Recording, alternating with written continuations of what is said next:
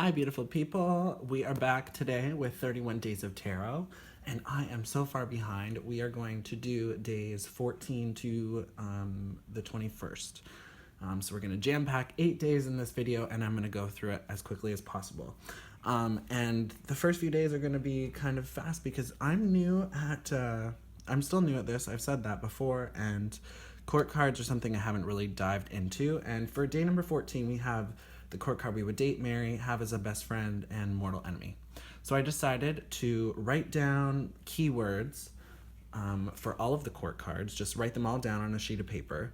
So anyways, I was like, this is too confusing. So I basically did someone I would date and or marry, because I think that's the same thing. I don't think I would date anybody without the intention of eventually getting married. So first of all, I decided on the King of Cups because I'm not going to go too much into it, but what did I write down here? And I wrote down these just quickly because they're really strict, like to the point in the Fountain Tarot Guidebook. So I wrote down from there. So the King of Cups, we have warm, empathy and concern for others, gentle power, inspired by art and culture, dignity and conviction, kind and compassionate, and fiercely protective. So I just wanted to show you the different King of Cups in a few decks. And then I was like, I really like the Knight of Wands too. And we have in the Fountain, it says controlled action in the midst of rapid change, an adventurous spirit, impulsivity, enthusiasm, passionate persistence, fierce loyalty to friends and causes. And I mean, who doesn't want an adventurous spirit and a passionate, loyal, significant other? So yeah, let's just combine these two cards here. And that's where I stop because I don't believe in the whole enemy thing. And I mean, a best friend could be really any of the court cards for me, as long as they're not, the good sides of the court cards. Everyone has their bad sides, but I mean, all the court cards in their different suits have different strengths, and I would love to be friends with all sorts of people. So I'm not going to choose for that. Okay, so yes, that was day 14. All right, so for day 15, we have my view on the tarot court. Is it outdated, not needed, etc.? So like I said, I'm new at this, and I don't really know 100% how to really answer this question.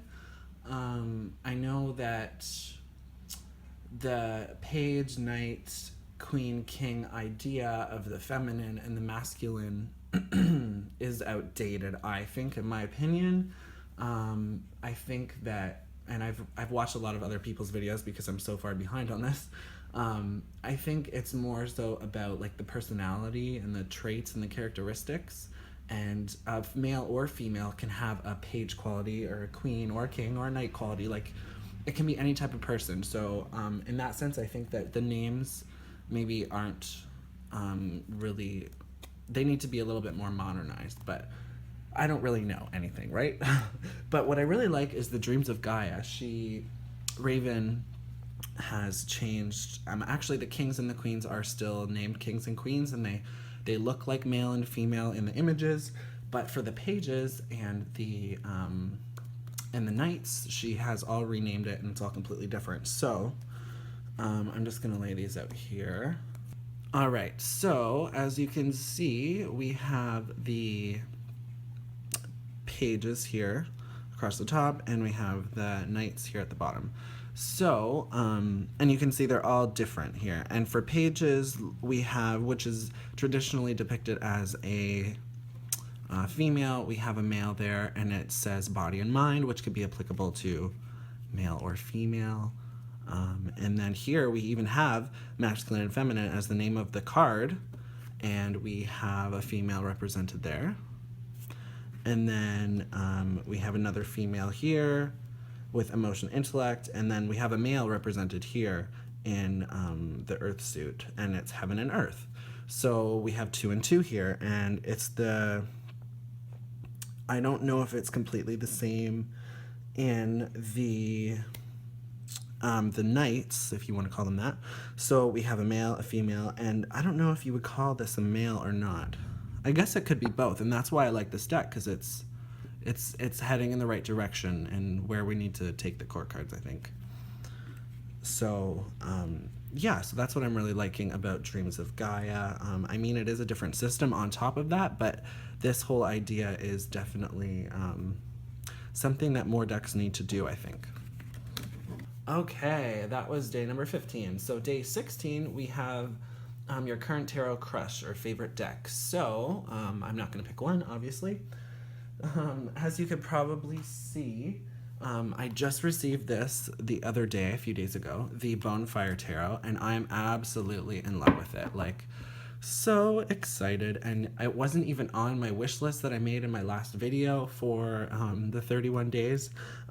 It was more of an impulse thing, and which is weird for me because usually I'm like, you know, really looking into a deck for a while before I'm like, when it comes to tarot anyways, for a while before I actually get it. And I should have mentioned this deck because I was kind of eyeing it, but it really wasn't anywhere. Like, I didn't even put it on my wish list. Like, there's lots of decks that I look at that I don't, you know, write down or really think that I'm really going to get, but it was kind of on the, like, the artwork. I should show the cards here. The artwork is kind of like, I grouped the Mary L and the, what else did I group together with artwork? Oh, the Tarot of the She.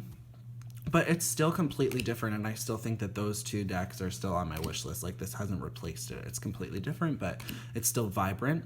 And I really, really like it. I never, like, it's tattoo, like vintage tattoo style. And I mean, I would never get a tattoo like this. So I didn't really know if you know what I mean? Like, but I love the artwork.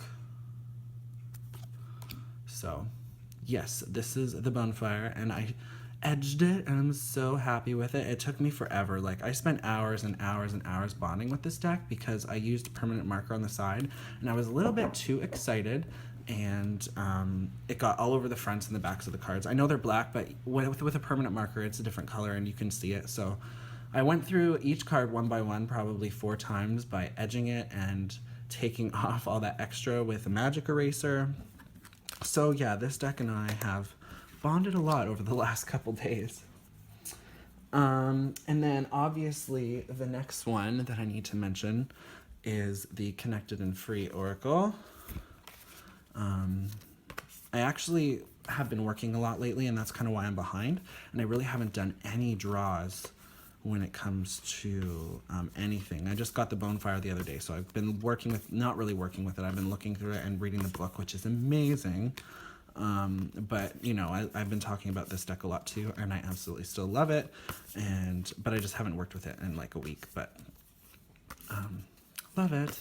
And then something that, well, it's fairly new to me. I think I've talked about this. Yeah, I've talked about this deck, the Dreams of Gaia, which is gorgeous. I just love it. Like, it's so, like, it's tarot, but I feel like it's kind of oracle-y for me. And I mean, some of the images I'm not really a fan of. Like, some of these straight-on images are absolutely gorgeous, and some of them I don't like. I really like this one, and like this one. Like, I'd say like 90% of the images I love. Look at that. See, and it's not even just about the images, it's about the whole experience with this deck, with the guidebook, and I really think that, I think I've said this too in another video, like, it's really geared toward self-growth and spiritual growth and self-love. So, look at that. Awesome. So yeah, I'm really loving this, and I'm really excited to really, really work with this deck on a personal level. So yes, Dreams of Gaia. All right, so that was day 16. So we are on to day number 17 with our tarot journal. All right, so for me, I have a few journals, and I should journal a lot more. I really need to journal more. Like, I'm not very good at journaling, but I'm going to show you what I have anyways. So let's start with my actual, I haven't opened this in a little bit. So this is like what I bought to be dedicated to like start learning tarot and to tarot journal. So I started with the Tarot 101. And there's some stuff in here, like important things to journal about, and that's in the Tarot 101 book. And then just a couple exercises, some that I left room for that I didn't do. And then more exercises with the Fool. I left extra room there. And the Magician. And then it jumps in the book of Tarot 101 to the Chariot. And then I think this was a spread that I did on May the 9th, 2016. And I just wrote out about, which I haven't done very often.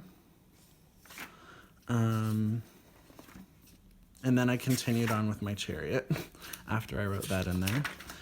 And then there's homework and stuff. And this is where I stopped Tarot 101. And now you see I wrote out the Fool's Journey. I didn't like this exercise, so I stopped it. All right, so new deck spread, Fountain Tarot I got on. This is pretty cool looking back, actually. So this is a new deck spread that I did on it. And then a little conclusion. And then this is very recent, and I started to write down some court card stuff and learning the court cards. And I believe this was all from Kellyanne's videos. Kellyanne Maddox, we all love her. And this is a better walkthrough of the Fool's Journey, which I haven't finished yet. I wasn't actually doing any exercise, I was just writing it all down, which is awesome. And I got to the Hangman, so I have to continue with that. So that is like what I got for a tarot journal that has kind of been changed and morphed. Once I finish writing out the Fool's Journey, I'm going to do a page for each card, I guess, and just do some daily draws for journaling with each card. Now, I do have this as well, and I got this a while ago, and I really need to start doing it.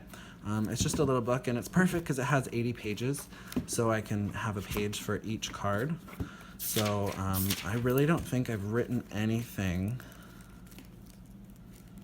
in any of the cards, which I should, because I have a good understanding of a lot of cards now. So that's good. And then I have like some notes, and these are from videos too. So the wand, swords, cups, and pentacles, and little keywords for each of the suits. And then I have the aces through the tens keywords, very, very messy. I wrote down originally with purple, and then I went back and watched another video, and I should have just started a new page. Well, there is no more pages in here, so that's why. So I went back in with pink. And then a little thing on the pages, knights, queens, and kings. But like I said, in that other book, it's kind of better. I'm not sure why I have the sevens down there. Anyways, so yes, those are tarot things. And then I have this, which I got to start, I think I got it to start with Racine's, no, I think I just got it to start journaling with oracle cards. Oh no, starting Owl Moon 513 Solitary Challenge. No, this is a different challenge she had on her YouTube. So I was using the Enchanted Map. And to be honest with you, okay, so I journaled quite a bit with the Enchanted Map. And then we have the messenger cards on May 6th, 2016 when I got that. So I just wrote about a few cards that I liked. More Enchanted Map stuff, path working that I didn't do. More Enchanted Map. Wow, like I said, I did extensive work with the Enchanted Map for a while. But I haven't used it in a long time. So now we're officially starting Owl Moon 513, deepening your practice with Oracle Cards Workshop using the messenger cards. So then I just week 1 homework video, and I wrote some stuff, like it just goes on and on. And this is basically all, wow. See, why can't I keep doing this? I need to do this again. But as you can see, I stopped doing it a lot, and I kept going back to it. Like I never officially finished, and it kind of sucks now because she's taking the videos down. Like, I mean, I should have been way done by July, right? Week 2 in July. But, you know, it really, as much as I got out of it what I really needed to get out of it, I think. So that was awesome. So, I don't know. Yeah, this is all still that. Oh, this is a relationship spread that I kind of adapted and wrote down. And then that's it. No, that's not it. More daily. See, I still did a lot with that. So I did get a lot out of that. So with this one, I want to dedicate it to more Oracle card draws, daily draws, or spreads, or really anything, honestly. And then in 2016, I really was excited to start bullet journaling. Yeah, well, that didn't really go so great for very long. I still use it kind of. I haven't really filled out my index very much. So as you can see, there's some things that I tried that I obviously don't need. Like, who needs a future log when you haven't even filled it out? So that was a waste for 2 pages. And I'll keep this page, but I obviously haven't used it. This page gets a lot. I've shown this already in a video. So there's my spiritual wish lists. And then this hasn't really gotten too much use either. And then this is kind of to track stuff for Unfolding Soul, but I haven't really done that much either. And then this was my first tracker, which I never really did. I know this is tarot related, I'm sorry guys. And then I had some daily stuff and shopping lists. And then I started another tracker for December, which I never finished, so obviously that doesn't work for me. I don't think the daily stuff really worked well for me. I think I would more so do like a monthly thing, or maybe even like a 2-week thing. I'm not really sure. And then I wrote down my year ahead spread, and that's all I have in here. So I think I want to use this with tarot as well, like kind of doing this kind of stuff and writing spreads and stuff down. Not daily draws, but just random tarot astrological stuff that I'm kind of getting into. And yeah, so that's a bullet journal. And then I do have this that I got for really cheap on Amazon, and it's so pretty. Look, in the midst of our lives, we must find the magic that makes our souls soar. And it's just a plain notebook, line pages. So I'm not exactly sure what I'm going to use this for. Like, I know I really want to work with Dreams of Gaia, so I might use this just strictly for that. We will see. And then I have a little cute little, this was really cheap too on Amazon. I love old-fashioned keys. But this is a pretty thick book, and it's just blank. It doesn't have lines or anything, so I'm not really sure what I'm going to use this for. But it was really cheap, and I like it. So yeah, so we will see. So that is, I think that's it for the tarot journals. And then how do I pick my decks for a reading? Well, obviously I'm not reading for others, right? So right now I kind of just have focus decks. Like, I'll use a deck for a lot. Like, I have like for this deck, for the Dreams of Gaia, I don't really think that I'm going to do it really too much in readings for now. I'm more so going to do daily draws or little 3-card spreads that I'm going to write about maybe in that journal. So I wouldn't really pick that. I might start doing that every night or something. But that's not something that I'm gonna it's something that I've planned to do, right? So, but I think that I'm really excited to use the Bonfire for readings. It's just really gorgeous.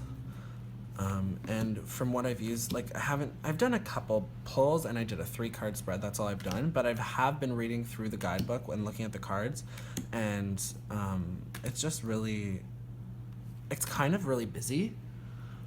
I should hold this up more. It's kind of really busy, and I thought that was going to be kind of hard, but it really isn't, because there's so much for you to pick up on, and you can focus on a certain thing for a certain reading that sticks out to you, and then the next time you're going to see this card, it's something else is going to jump at you, right? So I really think that this deck is going to work really great for me for readings. But I'm not sure about like a big spread, because like I said, it is really busy, so I don't really know how it would look kind of with a whole bunch of stuff laid out. Like, it really looks very busy.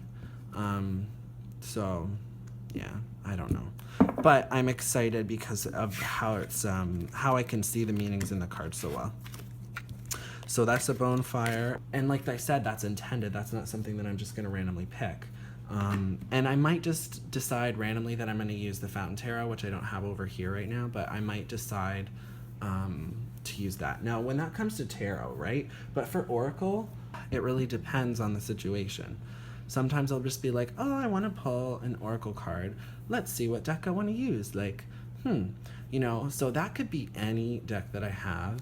And I will just, it could just be something that I'm really loving at the time, or it could just be something that I haven't used in a while, or it could be, you know, like I'm just getting pulled to use the deck. So that's different for like daily Oracle draws. But if I was going to do an Oracle card reading, like with like a spread, I would say that there's only a couple decks that I actually would even use for that. Just because a lot of Oracle decks are more affirmation based, and I do have a lot of those that I don't really use too much. But I would definitely use the Connected and Free as my number one because, and that's kind of why I got it, because I wanted an Oracle deck that was versatile that I could use in readings by itself and still get something really concrete out of it, if that makes any sense. So I'm trying to think, I can't even think off the top of my head another deck that would be balanced like this one. I mean, the messenger cards I would do a reading with, nothing more than 3 cards though. And I mean, if you do the positions correctly, you can get a good reading out of that too. So yeah, it just really depends. So I just kind of pick a random deck for Oracle stuff. But when it comes to tarot, I'm just using what I'm intending to use, and kind of just because I'm still in the study mode, and I don't want to like go overwhelm myself, even though I kind of already have already. But I'm still focusing on, you know, one type of thing, and I'm learning, and we'll see how it goes though when I'm really confident and I do start to read for others, or start to read for myself more on, you know, on a whim. And then I'll just see, I'm sure I'll just start picking random decks and see how they, you know, for the type of reading and all that kind of thing. But for now, I'm just kind of working with 1 or 2. So, all right, so that was day number 18. And for day number 19, we have tarot rituals before, during, and or after. So for me, I really like to light incense. I love the smell of it, and it really makes me feel like I'm in the atmosphere of spiritual presence, and it's just very grounding. I love the smell of incense. So incense is something that, and I don't always do this, but when I do, I'm like, oh, this is the best. You know what I mean? What else do I do? I mean, sometimes I'll put some crystals around. I'm not really crazy. Like, I don't work with crystals a lot. Like, I don't work with their energies and stuff. So that's not something that I really focus on. I don't know. I don't really have too many rituals. I like to clean my little area that I'm using, like clean the table, and make sure I have everything out of the way so I have a big workspace.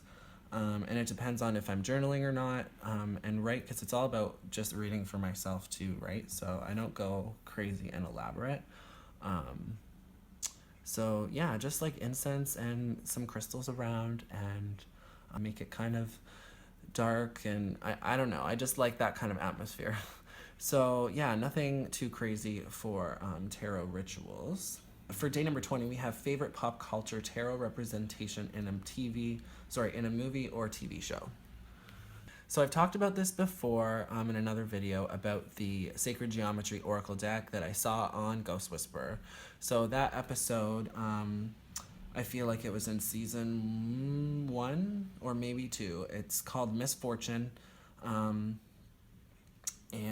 I really like that. And it's not actually tarot, it's an Oracle deck, but that was something that I'll always remember, and went crazy searching for that deck online.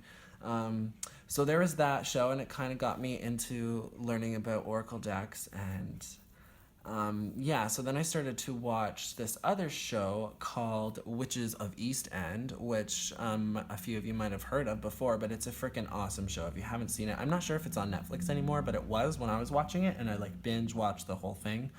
I think there's only 2 seasons, and then they canceled it, but it was an amazing show, and they used tarot a lot in that show. So yeah, so there's favorite pop culture tarot representation. And then for day 21, woohoo, it's my birthday. Not actually, today's the 20th, but tomorrow is the 21st, and it's my birthday. I'm so excited. So for the day 21, we have, do you read your little white books, tarot, and oracle guidebooks? How do you use them? What do you do when the information seems to contradict the reading? So, yes, I use them a lot.